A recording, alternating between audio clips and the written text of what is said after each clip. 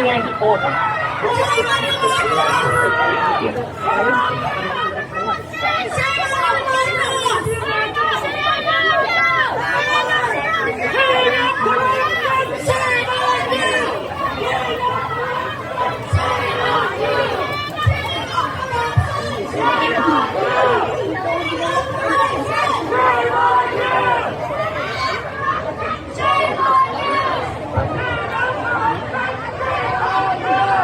We are still waiting for accountability for the flood control corruption.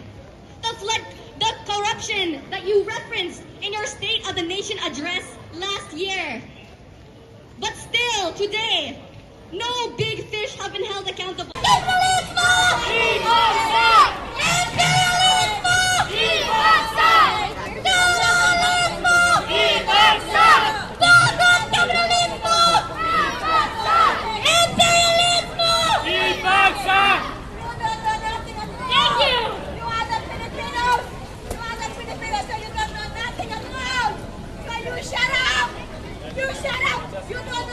Marcos is the son of a dictator. Ayan mga kasama, lumabas na si Pangulong Ferdinand Marcos Jr. ng Jollibee Store. Kasabay nito nagsilabasan yung mga nagkikilos protesta dito sa Vancouver, Canada. Kasabay rin ng kilos protesta nila at na-event ni Pangulong Marcos, malakas ang ulan dito sa Vancouver.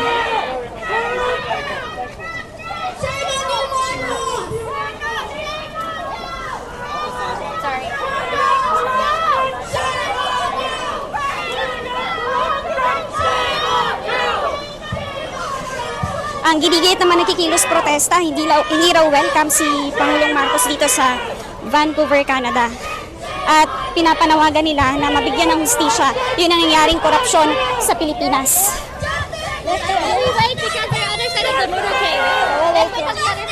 Ayan, hanggang dito sa paglalakad ni Pangulong Marcos, sinusundan siya ng mga nagkikilos protesta.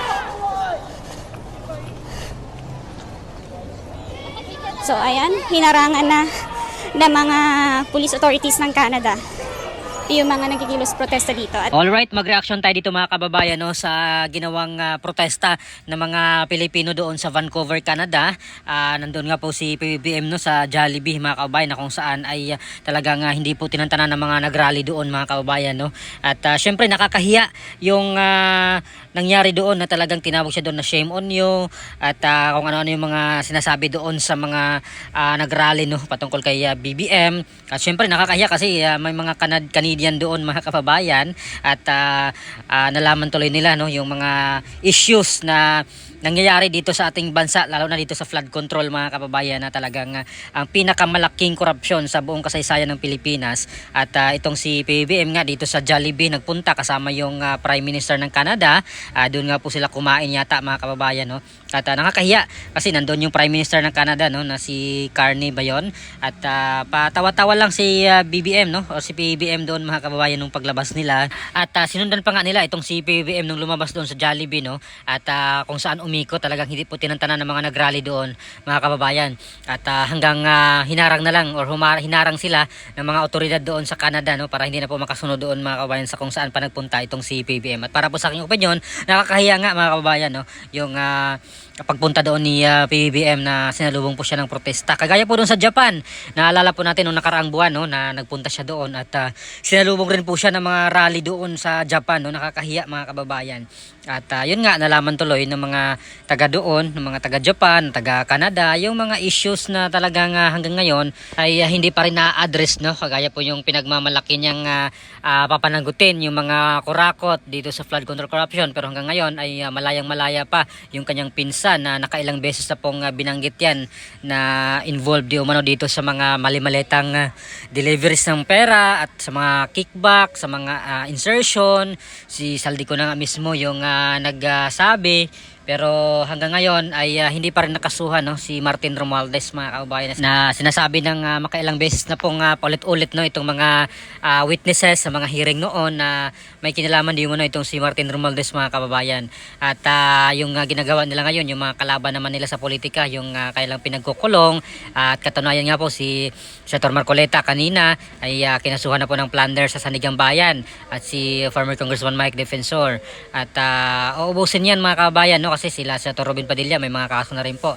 Yung mga critics nila, yung mga kalaban na sa politika ay siyang iniisa-isa nilang ipakulong, no, mga kababayan. Samantalang yung mga kasama nila na mga congressman, mga senador na involved din dito sa tumatanggap ng mga donation, no, dito sa nakarang eleksyon, pero wala namang kaso, no, hindi naman po sila kinasuhan ng plunder at perjury, no, at talagang sinisingle out nila itong mga kalaban lang nila, mga kababayan. At napakahalatado naman yan na galawan nila, mga kababayan, no. Hindi po kailangang maging genius ka para hindi mo mag-gets, no, yung maintindihan yung mga pinagagawa nila doon sa mga kalaban nila sa politika. Yung mga nagsalita ngayon against ito sa flood control corruption, dito sa mga mali-malitang deliveries, sila yung pinapatahimik, no, mga kababayan. At kung sinasabi nila na wala daw pong selective justice, ay hindi naman totoo yan, mga kababayan, no, para po sa aking opinion. Kasi dapat kung hindi sila selective, kasuhan nila sila Erwin Tulfo na tumanggap rin ng mga donation na milyon-milyon din or daan-daang milyon pa nga galing dito sa mga contractor din, at yung iba pang mga tumakbo nung nakaraang eleksyon at nung 2022. Ang dami niyan, mga kababayan, no. Hindi lang po mga contractor yung nagbigay ng mga donation, pati mga iba pang mga negosyante, no, dito sa kanilang mga manok nung mga nakaraang eleksyon. So dapat imbestigahan rin po yan, mga kababayan. Hindi lang itong kay Marcoleta na binigyan po siya ng campaign donation nung nakaraang eleksyon. So dapat lahat, no, kasama din po diyan si PBBM mismo na ang laki ng donation ni Lagdameo. 200 plus million yung donation, mga kababayan. So sana sinama rin po yan, no, sa kasong plunder kung gano'n naman pala, no, mga kababayan, or kaya perjury rin. Bukod sa plunder may perjury rin, mga kababayan. So dapat ganun, hindi po selective, mga kababayan, para maniwala yung taong bayan na hindi sila selective o kasuhan nila lahat, hindi lang si Marcoleta, mga kababayan. At balik naman tayo dito sa Canada, no, sa pagbisita nga ni President Bongbong Marcos doon ay meron na po daw nilagdaan, no, na 4 na kasunduan, mga kababayan, no, sa pagitan ng Pilipinas at Canada. So kanina sinaksihan ni Pangulong Ferdinand Marcos Jr. at Canadian Prime Minister Mark Carney ang paglagda ng mga kasunduan matapos ang kailang bilateral meeting sa Vancouver, Canada nga kaninang umaga, mga kababayan. So kabilang sa mga nilagdaan ang Memorandum of Understanding sa Cooperation sa Turismo, Memorandum of Understanding sa Cultural Cooperation, at meron pang Joint Declaration of Intent, no, sa Energy or sa enerhiya at likas na yaman, at yung Joint Declaration of Intent sa Labor at Migration. So yun po yung 4 na kasunduan na nilagdaan po, mga kababayan, no, sa pagitan ng Pilipinas at Canada. So at tabayan natin kung meron pa kayang makukuhang mga investment, no, itong si PBBM dito sa Canada. Noong sa Japan niya may pinagmamalaki siyang investment, mga kababayan, no, dito sa mga Japanese businessman daw na maglagak daw po ng investment sa Pilipinas. So ano kaya update noon, mga kababayan, no, yung pinagmamalaki nilang investment na yon. At syempre yung pangungutang ni PBBM doon sa Japan din, mga kababayan. At hindi po yan masyadong na-highlight, no, ng spokesperson, no, yung pinagmamalaki lang nila yung investment na nakuha daw ni PBBM doon sa Japan. Pero wala tayong balita kung ano pong update niyan, mga kababayan. At yung pangungutang niya ay hindi binabanggit, no, or hindi po masyadong na balita yan, mga kababayan. At para daw po yan dito sa subway pa at doon sa Mindanao Railway ba yun.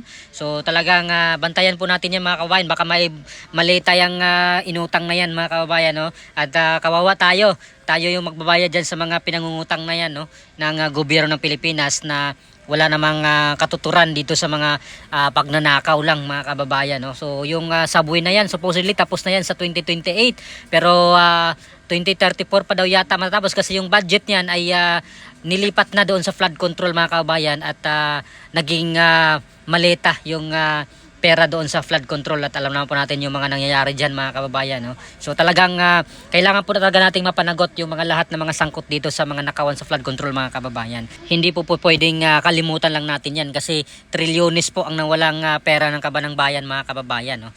At kailangan po natin silang talagang parusahan itong mga magnanakaw. Dapat sila makulong dito sa kailang mga ginagawa at mabawi yung mga pinagnanakaw nila, no? Hindi po sapat na makulong lang sila, kundi bawiin po lahat ng mga ninakaw nila, no? Bawiin yung mga ari-arian nila, kailangan po talaga natin ng susunod na Pangulo na may kamay na bakal, no, at mag-lead sa atin para bawiin yung mga pinagnanakaw nilang mga pera ng bayan at ipakulong itong mga sangkot na ito, mga kababayan. So diyan pa lang tayo matahimik dito sa issue na ito kapag makulong na itong mga untouchable ngayon, no, lalo na at yung mga contractors, mga congressman, at syempre yung mga senador din na involved dito, no, sa flood control, mga kababayan. Hindi po pwedeng lumipat ka lang doon sa kabilang grupo ay hindi ka na po mananagot, no, hindi ka na aarestuhin or hindi ka nakakasuhan. So hindi po pwedeng ganon. So lahat ay dapat managot, no. So ano po masabi nyo dito, mga kababayan, no, sa pagpunta ni PBBM sa Canada na sinalubong po siya ng protesta at tinawag pa siyang shame on you, no, doon po mismo sa Vancouver, Canada. So ano po masabi nyo dito? Please comment down below. Maraming salamat. God bless po sa ating lahat.